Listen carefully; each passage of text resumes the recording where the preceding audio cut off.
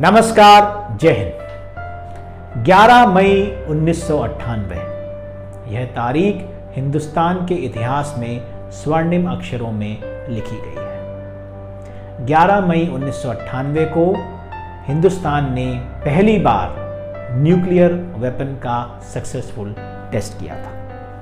हालांकि यह पहली बार न्यूक्लियर टेस्ट हुआ ऐसा नहीं है हिंदुस्तान के इतिहास में। 1974 में भी 2 न्यूक्लियर टेस्ट हुए थे, लेकिन उस वक्त वेपन्स को टेस्ट नहीं किया गया था।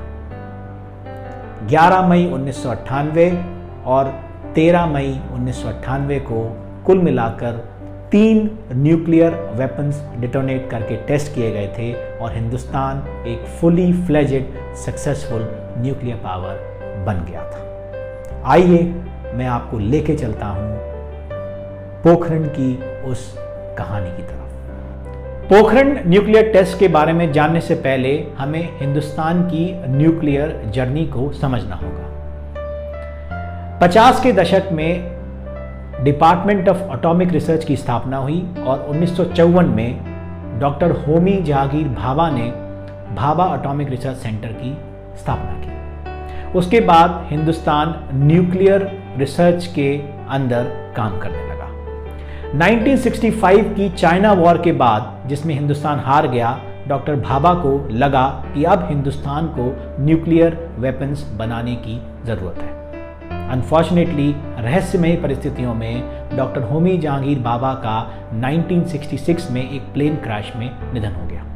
उसके बाद 2 साइंटिस्ट राजा रमन्ना और होमी सेथिया, इन दोनों ने मिलकर हिंदुस्तान की न्यूक्लियर रिसर्च का बीड़ा उठाया।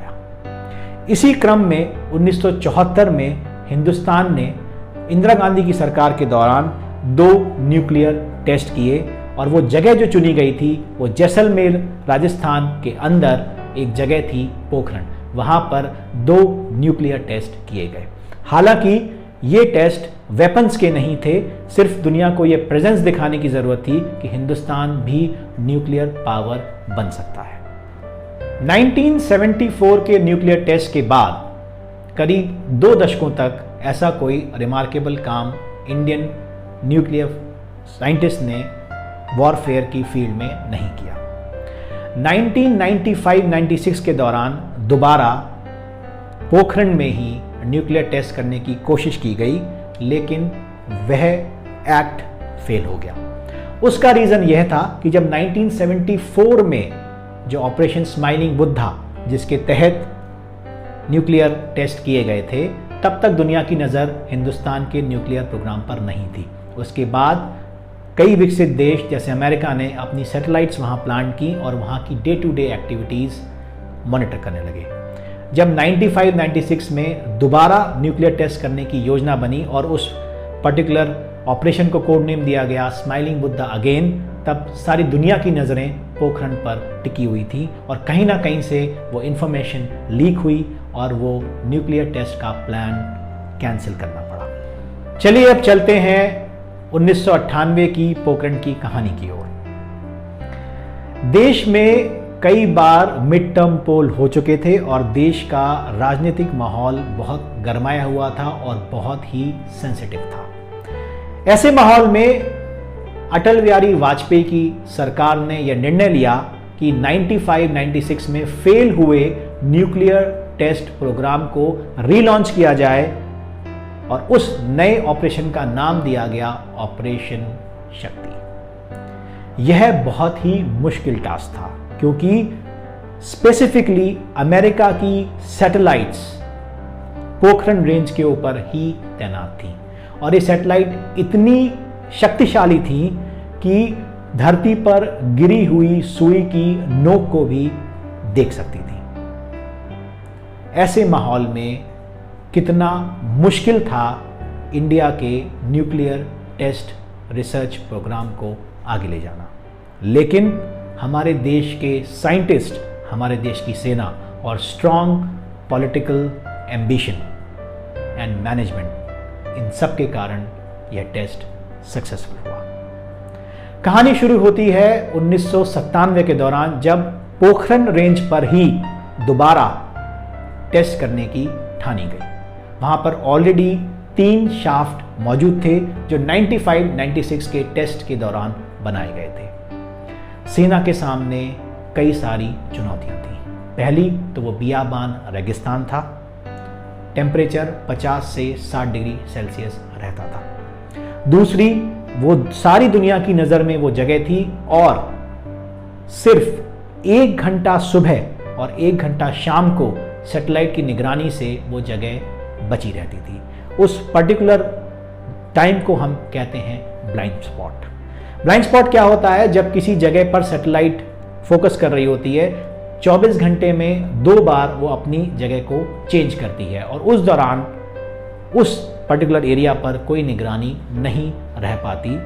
उस पर्टिकुलर टाइम को कहा जाता है ब्लाइंड स्पॉट। हिंदुस्तान की सेना के जवान और हिंदुस्तान के काबिल साइंटिस्ट 2 घंटा रोज, 1 घंटा सुबह और 1 घंटा शाम को सिर्फ उसी दौरान न्यूक्लियर टेस्ट से जुड़े सारे काम करते थे।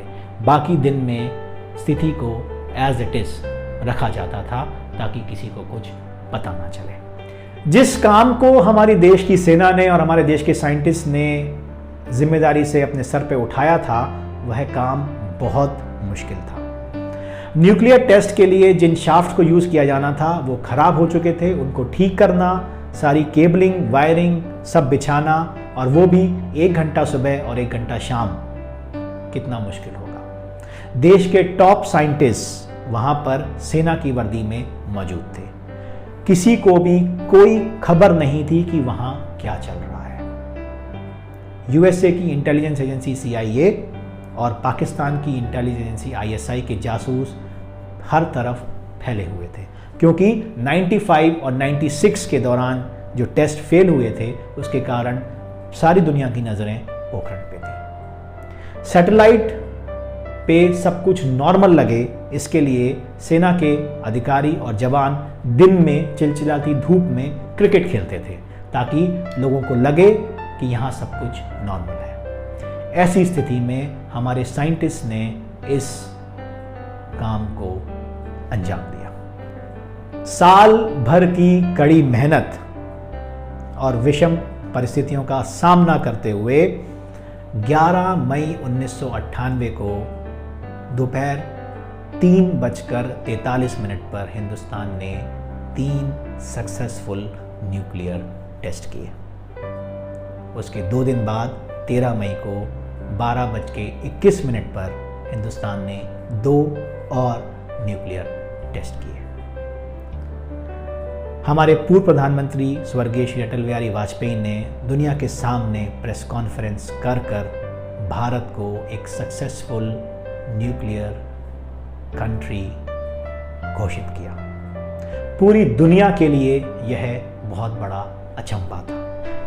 CIA जैसी इंटेलिजेंस एजेंसी इस पूरे टेस्ट की प्रक्रिया की कोई भनक ना पा सकी।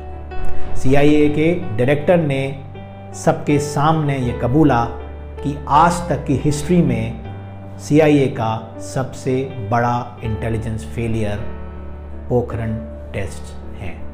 भारतीय सैन्य इतिहास की काफ़ी बड़ी और अविश्वसनीय उपलब्धि के पीछे जो लोग थे उनका नाम आप सबको जानना चाहिए। पहले थे R Chidambaram, former chairman of atomic commission of India, Anil Kakodkar, former BARC chief, doctor APJ Abdul Kalam, former DRDO chief और हमारे देश के पूर्व राष्ट्रपति। उनके साथ थे साइंटिस्ट K संतानम। आर्मी की तरफ से 58th इंजीनियरिंग रेजिमेंट का नेतृत्व कर रहे थे कर्नल गोपाल कौशिक। यह तो कुछ नाम हैं जिनको हम जानते हैं, लेकिन इस अविश्वसनीय उपलब्धि के पीछे आर्मी के सैकड़ों जवान, इंडियन सिस्टम के हज़ारों लोग जिन्होंने इतिहास बनते देखा है, वो सब इस बात के गवाह हैं। हमें गर्व होना चाहिए अपने देश की सेना पे, हमें गर्व होना चाहिए अपने देश के वैज्ञानिकों पे। विषम परिस्थितियों में काम कर उन्होंने वो कर दिखाया जो दुनिया में कोई विकसित देश भी इतनी आसानी से नहीं कर पाया। मैं अपनी देश की सेना को और अपने उन तमाम वैज्ञानिकों को दिल से नमन करता हूँ। बहुत बहुत धन्यवाद मुझे सुनने के लिए। नमस्कार। जय।